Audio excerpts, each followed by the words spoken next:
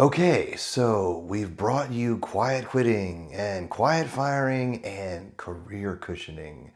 And now for the latest in ridiculous work trend labels, the hush trip.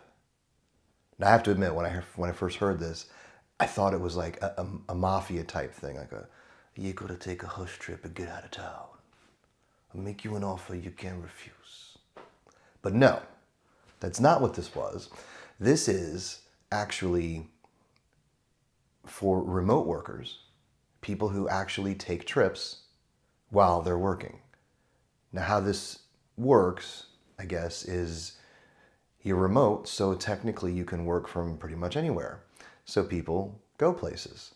They'll go to their cabin in the woods, and well, maybe that's a bad example. There's no it's no cellular out there or what, but maybe you have internet at your cabinet in your cabin. Who knows? But anyway, point is, you go out to a different place and you're working. I don't even know why. I swear somebody just sits around and thinks up these names for these things because, yeah, of course people are going to do that because that's the benefit of remote work. You can kind of work from anywhere. And sometimes it's good to get out of the current place that you're in, get some new surroundings, new environments, whatever. But it can be helpful to get into a new environment, kind of freshen up your mental perspective and that sort of thing.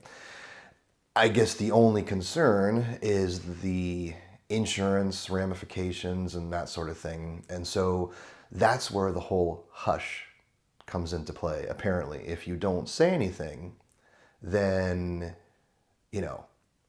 I guess it's okay. But, this kind of reminds me of back in this big thing a while ago with people calling in sick. And then you'd see them on a trip on Facebook because not intelligently they posted their exploits of the day on Facebook. And if you happen to have a boss who happened to look on Facebook, or you had the misfortune of friending your boss and them seeing your video, you kind of got in trouble. I remember actually being younger and with someone who had called in sick and was going to have a party day, and we went down to the liquor store, which happened to be next to an office supply store, got some alcohol for the day, walked out, and guess whose boss happened to be coming out of the office supply store. So yeah, that didn't end well. So anyway, another ridiculous label. I don't know. I'm going to come up with one of these myself one of these days. I'm going to figure out, I'm going to add to the ridiculous obsession of this culture to label everything and everyone. But just wanted to share my thoughts on that because, again, these things I think are ridiculous, but they're kind of funny to talk about.